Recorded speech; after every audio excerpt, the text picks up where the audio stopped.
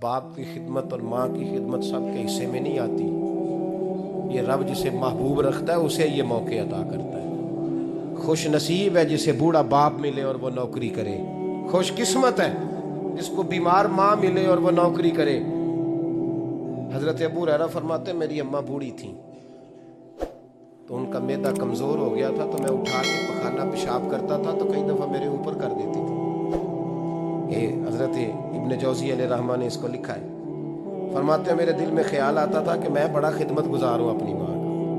ایک دن میں حضرت عمر کے پاس بیٹھا تھا ان کے دور خلافت میں، تو ایک شخص آ گیا. اس شخص نے آ کر کے کہا کہ حضرت عمر سے حضور ایک مسئلہ پوچھنا ہے. فرمایا پوچھو.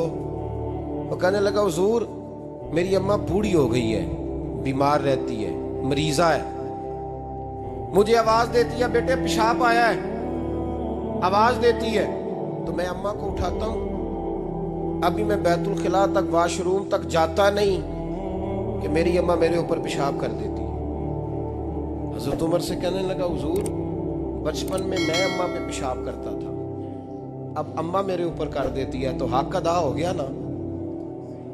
حضرت ابو ہریرہ کہتے ہیں جب اس نے سوال پوچھا تو میرے بھی کان کھڑے ہو گئے. میں نے کہا یہ تو میرے والا مسئلہ پوچھ رہا ہے، میرے والا مسئلہ پوچھ رہا ہے. میرے پاس ایک دوست جمعہ پڑھنے آتے ہیں بڑی دور سے.